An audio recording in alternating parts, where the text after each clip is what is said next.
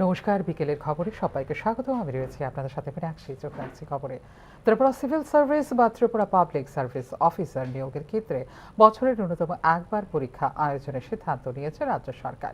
শনিবার TCS officers association আয়োজিত সামাজিক অনুষ্ঠানে বক্তব্য রাখতে গিয়ে বছরে দুবার পরীক্ষা নেওয়ার জন্য ক্যালেন্ডার তৈরি করা হয়েছে বলেও এদিন জানিয়েছেন মুখ্যমন্ত্রী ডাক্তার মানিক সাহা। টিসিএস বা টিপিএস আধিকারিকদের আইএস ও উন্নত করার জন্য বিশেষ উদ্যোগ নেওয়া হয়েছে বলেও এদিন জানিয়েছেন মুখ্যমন্ত্রী ডাক্তার মানিক সাহা। আমরা আমাদের টিসিএস অফিসারদের যাতে কোনো অবস্থায় তাদের ভ্যাকুয়াম না হয়, ক্যালেন্ডার ওয়াইজ যাতে সবসময় টিসিএস হওয়ার জন্য যে পরীক্ষা নিতে হয় টিপিএসসির মাধ্যমে, সেখানেও আমরা একটা ক্যালেন্ডার আমরা বানিয়ে নিয়েছি যে বছরে অন্তপক্ষে একবার, অনেক সময় দুবারও হয়, বছরে একবার অন্ততপক্ষে আমাদের এই যাতে তাদের নিয়োগের বিষয়টা থাকে, যাতে গ্যাপ না হয়। এবং আমি সর্বভারতীয় সিভিল সার্ভিস প্রতিযোগিতা প্রবেশের ক্ষেত্রে অনেকে আমাদের যারা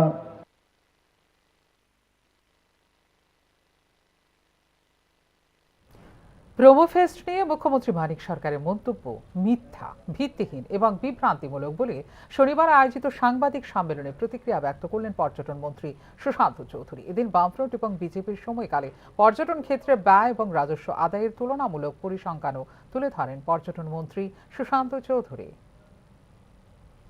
প্রোমোফেস্ট 2024 উদযাপনে এক রাতে 7 কোটি টাকা ব্যয় এবং প্রোমোফেস্টকে কেন্দ্র করে আনন্দ ফুর্তি করে কোটি কোটি টাকা ওড়ানো হয়েছে বলে অভিযোগ করেছিলেন রাজ্যের প্রাক্তন মুখ্যমন্ত্রী মানিক সরকার।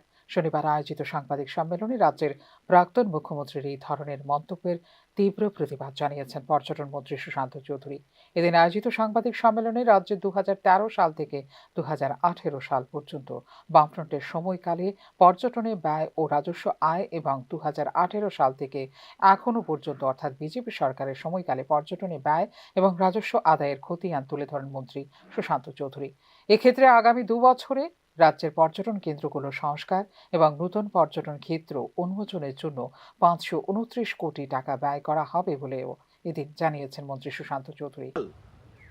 18 সালের পর 529 কোটি টাকার প্রজেক্ট ইনফ্রাস্ট্রাকচার আমাদের কাজ চলছে, 529 কোটি টাকা।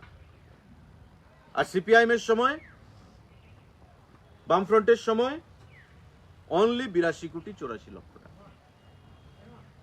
এই যে অর্থ ডাবল ইঞ্জিন সরকার মোদিজির নেতৃত্বে চলছে, রাজ্যে এবং দিল্লিতে একই সরকার, ডাবল ইঞ্জিন সরকার, সেই টাকা আমাদেরকে দিচ্ছে ট্যুরিজমের ইনফ্রাস্ট্রাকচার তৈরি করার জন্য।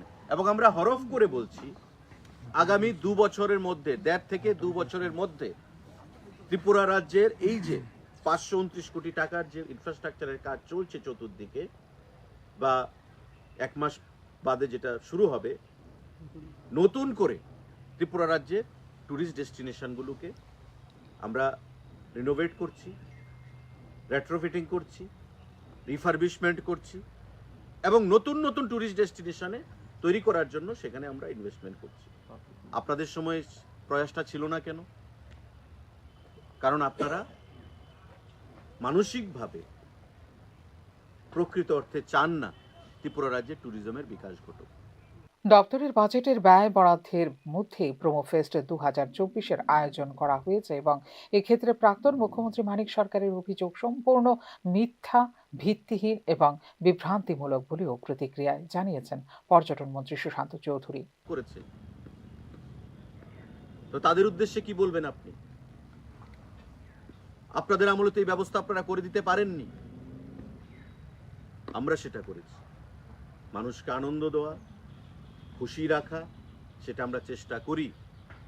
একটা মানুষকে কি করে আনন্দ দেওয়া যায়, এটা সরকারের কাজ। আপনারা সেটা বিগত দিনে করেননি বা করার প্রয়োজনীয়তা বোধ করেননি। তাই ওনার এই বক্তব্যকে আমি পরিষ্কার ভাষায় বলছি যে উনি মিথ্যা কথা বলেছেন। উনি মিথ্যা কথা বলেছেন। 7 কোটি টাকা এক রাত্রে খরচ হয়েছে, বা তারপরও ডিস্টোর্টেড যে ফিগার, ফ্যাক্টস উনি যেটা দিয়েছেন, সেটা বিভ্রান্তিমূলক ন্যাক্কারজনক এবং মানুষকে বিভ্রান্তি করার তাদের যে প্র্যাকটিস স্বভাব, তার থেকে তারা বেরিয়ে আসতে এখনো পারেননি। তাই ভারতবর্ষে এবং ত্রিপুরা রাজ্যে মানুষ তাদেরকে বর্জন করেছে, গণবর্জিত হয়েছে কমিউনিস্ট পার্টি। পর্যটন মন্ত্রীর দেওয়া তথ্য অনুসারে 2013 সাল থেকে 2018 সালের অর্থাৎ বামফ্রন্টের সময়কালে রাজ্যে ডোমেস্টিক এবং বিদেশি পর্যটক এসেছিলেন মোট 20,48,780 জন, যেখানে রাজ্যের রাজস্ব আয় হয়েছে 15,52,31,000 টাকা। এর সময়কালে পর্যটনে রাজ্য সরকার ব্যয় করেছিল 82,84,00,000 টাকা। অপরদিকে 2018 সাল থেকে এখনো পর্যন্ত বিজেপি সরকারের সময়কালে পর্যটনের উন্নয়নে রাজ্যে ব্যয় বরাদ্দ হয়েছে মোট 529 কোটি টাকা। এর মধ্যে কোভিড কালের জন্য কাজ বন্ধ ছিল 2 বছর। 2018 সাল থেকে এখনো পর্যন্ত রাজ্যে আগত পর্যটকের পরিসংখ্যান হলো মোট 21,90,362 জন, যেখানে এই খাতে রাজস্ব আয় হয়েছে মোট 31,25,23,000 টাকা। ফিওরো রিপোর্ট, নিউজ নাও।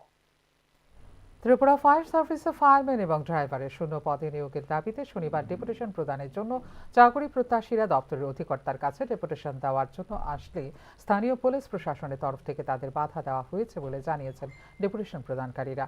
2021 সালে রাজ্যের বিভিন্ন জেলা থেকে ফায়ার সার্ভিসে ফায়ারম্যান ও ড্রাইভারের শূন্য পদের চাকরি প্রার্থীদের শারীরিক পরীক্ষা নিরীক্ষার পর 2022-এর 8 জানুয়ারি লিখিত পরীক্ষাও নেওয়া হয়েছিল বলে জানিয়েছেন চাকরি প্রার্থীরা। অগ্নি নির্বাপক দপ্তরে ফায়ারম্যান ও ড্রাইভার পদে 300-র উপরে শূন্য পদ রয়েছে, কিন্তু আজ প্রায় 2 বছর অতিক্রান্ত হতে চললেও শূন্য পদে নিযুক্তির ব্যাপারে কোনো পদক্ষেপ নেওয়া হয়নি, এমনকি লিখিত পরীক্ষার ফলাফলও প্রকাশ করা হয়নি বলে অভিযোগ চাকরি প্রত্যাশীদের। তাই অবিলম্বে দপ্তরে শূন্যপদ পূরণের জন্য এবং বেকার যুবকদের কর্মসংস্থানের জন্য রাজ্যের মুখ্যমন্ত্রীর কাছে আবেদন জানিয়েছেন চাকরি প্রার্থীরা।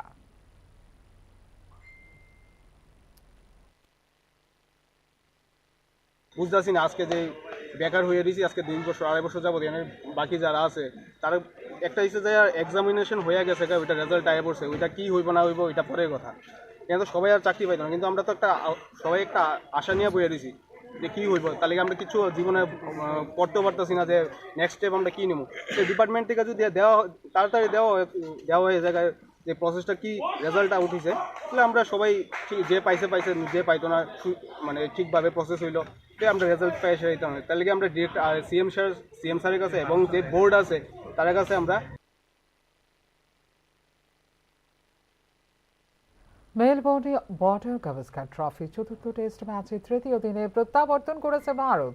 তৃতীয় দিনের খেলা শেষে 9 উইকেট হারিয়ে 358 রান করেছে ভারত এবং অস্ট্রেলিয়ার চেয়ে 116 রানে পিছিয়ে রয়েছে টিম ইন্ডিয়া। ক্রিজে 176 বলে 105 রান করে অপরাজিত রয়েছে নীতিশ কুমার রেড্ডি।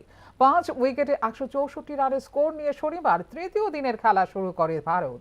উল্লেখ করা যেতে পারে, মেলবোর্নে ভারত ও অস্ট্রেলিয়ার মধ্যে বক্সিং ডে টেস্ট খেলা হচ্ছে। দু দলের মধ্যে 5 ম্যাচের টেস্ট সিরিজের এটি হলো চতুর্থ টেস্ট। সিরিজে একটি ম্যাচে জয় পেয়েছে উভয় দলই। বিশ্ব টেস্ট চ্যাম্পিয়নশিপের ফাইনালে ওঠার জন্য চতুর্থ এবং পঞ্চম টেস্ট যথেষ্ট গুরুত্বপূর্ণ ভারতের জন্য। মেলবোর্ন টেস্টে টসে জিতে প্রথমে ব্যাট করার সিদ্ধান্ত নেয় অস্ট্রেলিয়া।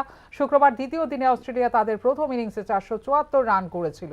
জবাবে তৃতীয় দিনের খেলা শেষে প্রথম ইনিংসে 9 উইকেট হারিয়ে 358 রান করেছে ভারত।